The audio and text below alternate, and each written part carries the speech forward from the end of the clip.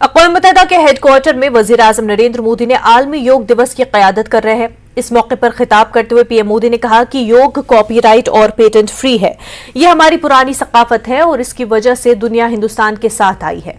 वज़ीर आज़म नरेंद्र मोदी ने योगा प्रोग्राम में कहा कि योगा का मतलब है मुत्तहिद हो जाओ। मुझे याद है कि मैंने यहाँ 21 जून को योगा का आलमी दिन मनाने की तजवीज़ पेश की थी। आलमी योगा दिवस मनाने के लिए हिंदुस्तान के साथ पूरी दुनिया इकट्ठा हुई। योगा हिंदुस्तान से आया है। ये हिंदुस्तान की पुरानी सकाफत और कॉपीराइट से आज़ाद है। ये तकरीब अक़वाम मुत्तहिदा के शुमाली लॉन के गार्डन में हो रही है।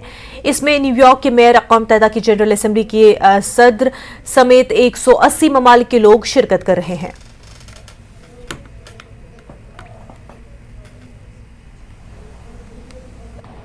Friends, I am told that almost every nationality is represented here today, and what an amazing cause to bring us all together. Yoga means to unite. So your coming together is an expression of another form of yoga. I remember about 9 years ago, right here at the UN, I had the honor to propose celebrating the International Day of Yoga on 21st June. It was wonderful to see the entire world came together to support the idea back then. LG Manoj Sinha ने जाखली centre रंगेट Budgam में NCC integration camp का दौरा किया। LG के साथ DC Budgam Akshay Labroo, GOC corps commander SSP Srinagar और दीगर एहलकार भी थे। एलजी कोर गार्ड ऑफ ऑनर पेश किया गया। एलजी ने एनसीसी कैडेट्स के साथ बातचीत की जो मुल्क के मुख्तलिफ हिस्सों से आए हैं और इस कैंप में हिस्सा ले रहे हैं। इस कैंप का मकसद कैडेट्स को मुल्क की सकाफती तनू का तजुर्बा कराना। एलजी मनोज सिन्हा ने कैडेट्स को योगा डे पर मुबारकबाद दी। उन्होंने कहा कि एनसीसी एक ऐसा प्लेटफॉर्म मुहैया करता है जहां से नौजवान मुस्तफीद होते हैं। एनसीसी कैडेट्स मुल्क की भरपूर सकाफत का तजुर्बा करते हैं। उन्होंने मजीद कहा कि एनसीसी कैडेट्स हमेशा हम आहंगी के लिए खड़े रहें। एलजी ने कहा कि नौजवान मुल्क की तरक्की में अहम किरदार अदा करते हैं और वो कुछ अच्छी और जदीद तकनीकें तजवीज़ कर सकते हैं। उन्होंने कहा कि उन्हें भी जम्मू कश्मीर के नौजवानों से मुख्तलिफ मशवरे मौसूल होते हैं। हाल ही में मुनक़्क़िदा G20 का जिक्र करते हुए मनोज सिन्हा ने कहा कि नौजवानों ने उन्हें लिखा था कि ये तकरीब यहाँ की सयाहत के लिए किस तरह फायदेमंद होगी। राष्ट्र के निर्माण के एकमात्र संकल्प के साथ एनसीसी की 75वीं वर्ष की अमृत यात्रा 75 वर्ष की अमृत यात्रा देश के नौजवानों को कैरेक्टर बिल्डिंग, टीम वर्क तथा समाज के अन्य वर्गों को संकीर्णता से ऊपर उठाकर देश हित के एकमात्र लक्ष्य सबका साथ सबका विकास के लिए प्रेरित किया है। नेतृत्व, कर्तव्य, साहस और सेवा जैसे मूल्यों के साथ हर एक कैडेट पारंपरिक तौर पर पिछले 7 दशकों में सामाजिक और आर्थिक बदलाव का बड़ा माध्यम भी बना हुआ है। मुझे व्यक्तिगत रूप से गर्व की अनुभूति होती है जब मैं देख पाता हूं कि हमारे राष्ट्र की बागडोर ऐसे युवाओं के हाथ में है जो अनुकरणीय साहस, नैतिकता, सामाजिक मूल्यों तथा एकता की भावना से शक्तिशाली भारत की नींव रख रहे हैं। युवा साथियों, एक बात अवश्य याद रखिएगा, स्वर्णिम भविष्य का निर्माण अतीत की मजबूत नींव पर ही संभव होता है। नेशनल कॉन्फ्रेंस की जोनल कमेटी और सूबाई कमेटी की मीटिंग टंगमर्ग के द्रंग में उमर अब्दुल्ला की सदारत में हुई। उमर अब्दुल्ला ने एलजी हुकूमत को तनकीद का निशाना बनाते हुए कहा कि एलजी हुकूमत ऐसे फैसले लेती है जिससे अवाम में नाराजगी पाई जा रही है। उमर अब्दुल्ला ने G20 पर भी तनकीद करते हुए कहा कि इस काम के लिए करोड़ों रुपए जाया किए गए, इसमें एक दिन जरूर कमीशन बिठाया जाएगा। उमर अब्दुल्ला ने बीजेपी पर तंज करते हुए कहा कि जम्मू कश्मीर में G20 पार्लिमानी इंतखाबात और बल्दियाती इंतखाबात के लिए माहौल साजगार है, लेकिन बीजेपी के लिए साजगार नहीं है। उमर अब्दुल्ला ने कहा कि डीसीज और पार्टी के दरमियान तालमेल बहुत जरूरी है। उन्होंने पार्लिमानी और अर्बन लोकल बॉडीज के इंतखाबात के लिए तैयार रहने पार्टी कारकुनों पर जोर दिया। दुख इस बात का जरूर होता है कि जो राब्ता गवर्नमेंट और एडमिनिस्ट्रेशन का होना चाहिए लोगों के साथ, वो इस हुकूमत में है। इसलिए वो ऐसे ऐसे फैसले ले रहे हैं जिनसे लोग और ज्यादा नाराज होते जा रहे हैं। चाहे वो राशन को लेके हो, चाहे वो मीटर को लेके हो, चाहे वो पानी को लेके हो, चाहे वो रोजगार को लेके हो। हर तरह से देखा जाए तो सिवाय शोषा के इस हुकूमत में और कुछ नहीं है।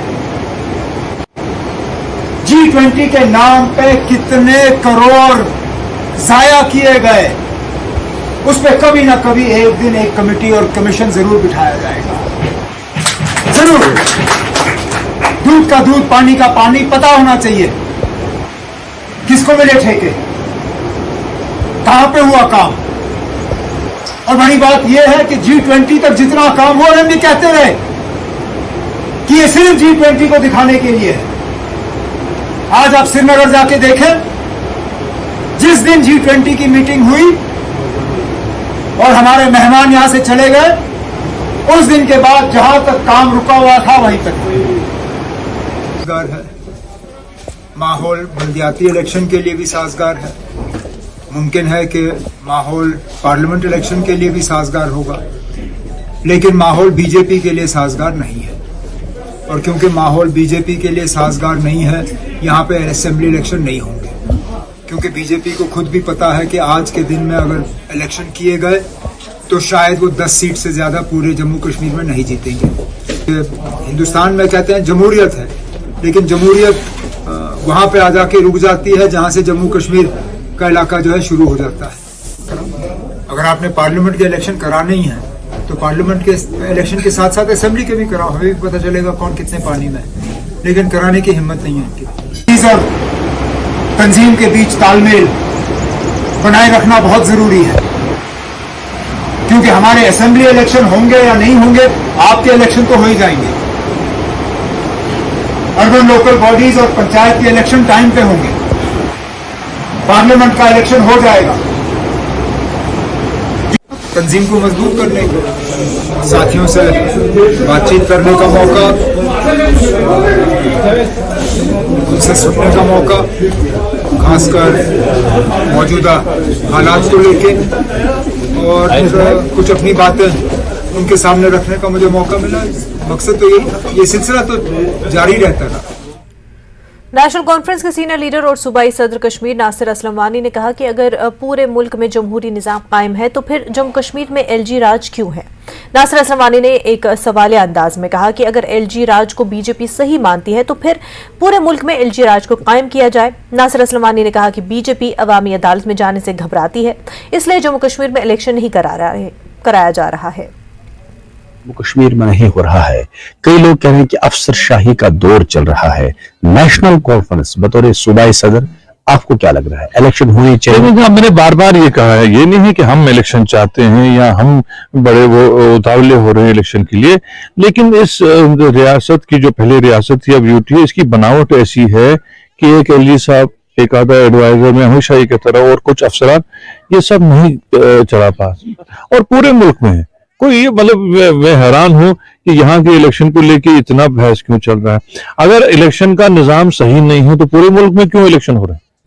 फिर इतनी लड़ाई करके अभी कर्नाटक में इलेक्शन क्यों हुए, अभी 3 रियासतों के इलेक्शन क्यों हो रहे हैं, उसके बाद पार्लियामेंट के भी इलेक्शन क्यों करने? सब जगह फिर यही निजाम चले, गवर्नर स्टेट्स को चलाए, राष्ट्रपति पूरे मुल्क को चलाए। और एक और उन्हें जो मतलब हम पे एक बड़ा ये डाला नहीं जी, ये 80-90 लोग हैं, हर रियासत में ऐसे ही होता है। ये जितने भी डेवलपमेंटल यहाँ पे आपके जो नमूने दिख रहे हैं, ये सिर्फ 2020 के बाद या 19 के बाद बने। उससे पहले क्या हो रहा था यहाँ पे? कुछ भी नहीं हुआ। आप लोगों की अदालत में जाइए, अगर हमने कोई काम नहीं किया, बाकी रीजनल पार्टीज ने कोई काम नहीं किया, किसी भी अवामी नुमाइंदे ने कोई काम नहीं किया, तो लोग सजा देंगे। पुंछ के मेंढर सब डिवीजन के इलाके बटाडोरिया में 2 अफराद मशकूक नजर आने के बाद सिक्योरिटी फोर्सेस ने बड़े पैमाने पर तलाशी और मुहासरे की कार्रवाई शुरू कर दी। जराये के मुताबिक मकामी लोगों ने आज सुबह सवेरे 2 मुश्तबा अफराद को देखा, जिसकी इतला पर फोर्सेस ने तलाशी कार्रवाई की।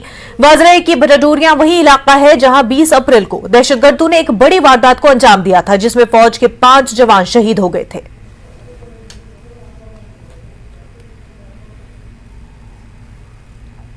रिलीफ कमिश्नर माइग्रेंट्स डिपार्टमेंट की तरफ से जम्मू के मुख्तलिफ कैंप और नाम कैंप इलाकों में खुसूसी कैंपों का इनेकाद किया गया। इन कैंपों के दौरान कश्मीरी पंडित अहल वोटरों में नए एपिक वोटर शिनाख्ती कार्ड तकसीम किए जा रहे हैं। एक कैंप में बीजेपी के जनरल सेक्रेटरी अशोक कौल ने अपना वोटर आईडी कार्ड मुट्ठी कैंप में रिलीफ डिपार्टमेंट के एहलकारों से हासिल किया। इस वोटर ईपीआईसी कार्ड में कश्मीर का पता है और इन तमाम पंडित तारकीन वतन को उनके आबाई असेंबली हल्कों में वोट डालने का हक हासिल होगा। न्यूज 18 से बात करते हुए अशोक कौल ने कहा कि कश्मीरी पंडितों के हर फर्द को वोटर लिस्ट में इंदराज कराना चाहिए और ये ईपीआईसी कार्ड हासिल करना चाहिए। इस बार सारी अच्छी व्यवस्था हो गई है और कश्मीरी पंडितों को काफ़ी बड़ी संख्या में, मुझे लगता है करीब 1.5 लाख के करीब वोट बने हैं और जो कुछ वोट रह गए होंगे वो भी जैसे हमारी रिलीफ कमिश्नर साहब व्यवस्था कर रहे हैं उसके आधार पर मुझे लगता है कि 2 लाख के करीब वोट कश्मीरी पंडितों के और उनके एपिक कार्ड के साथ ये बनेंगे। ये बहुत बड़ी बात है, इसके लिए इनका बहुत बहुत धन्यवाद। मुझे ऐसा लगता है कि हमको अपने कश्मीर के साथ जुड़ा रहना चाहिए और ये बहुत अच्छा हमारा एक जो हमारा वोट है ये हमारा कश्मीर में ही रहना चाहिए और वहीं से हम अपने वोट को करें और उससे हमारी पॉलिटिकल ताकत भी बढ़ेगी और हमारी पॉलिटिकल पहचान भी बढ़ेगी और हमको भी पॉलिटिकली लोग रिकॉग्नाइज करेंगे। हमारी भी एक, जिसको हम कह सकते हैं, एक ताकत, एक वजन जो है ये कश्मीरी पंडित का भी बनेगा। हमने नोटिस में भी ये लिखा हुआ कि जो सितंबर 2022 जो स्पेशल असेंबली रिवीजन हुआ था, उन्होंने जो उस टाइम फॉर्म भरे थे उनके कार्ड जनरेट हो चुके थे, वही कार्ड हम लेके आए, उनको डिस्ट्रीब्यूट कर रहे हैं। जिन्होंने अप्रैल में भरा था 23 में ये असेंबली रिवीजन में अपने फॉर्म्स भरे थे, उनके कार्ड्स भी 1 महीने के अंदर अंदर वो जनरेट हो रहे हैं। उनका भी वैसे ही बाकायदा कैंप लगेगा और वो भी अपने जो नियरेस्ट कैंप में जाके वो अपने कार्ड हासिल कर सकते हैं। जितने भी स्पेशल असेंबली रिवीजन कैंपेन्स होते हैं वो सीओ ऑफिस की हिदायत पे होते हैं और मुझे लगता है कि आने वाले जो समय में भी 2-3 महीने के बाद में दोबारा एक कैंपेन होगा, तो उसके बाद भी अगर जो रह गए हैं तो मैं उनसे गुजारिश करूंगा कि हमारा ऑफिस, हमारे ERO साहब जो है वो आपको फैसिलिटेट करेंगे और उस टाइम जो अपने कैंप का, उस मुहिम का, उस कैंपेन का फायदा उठाए। वादी कश्मीर इन दिनों शदीद गर्मी की लपेट में है। कल श्रीनगर से ज्यादा दर्जे हरारत 33 डिग्री सेल्सियस हो गया था। गर्मी की इस लहर से मकामी लोगों के साथ साथ सयाहों को भी मुश्किलात का सामना है और दिन के वक्त सड़कें और बाजार वीरान नजर आ रहे हैं। पारा चढ़ते ही लोग आइसक्रीम की दुकानों का रुख करते दिखाई दे रहे हैं। कुछ लोगों को डल झील में नहाते देखा गया। तपिश से बचने के लिए लोग खुद को ठंडा रखने के तरीके ढूंढ रहे हैं। उधर महकमा मौसमियात ने 23 जून से हीट वेव से कुछ राहत मिल जाने की पेशगोई की है।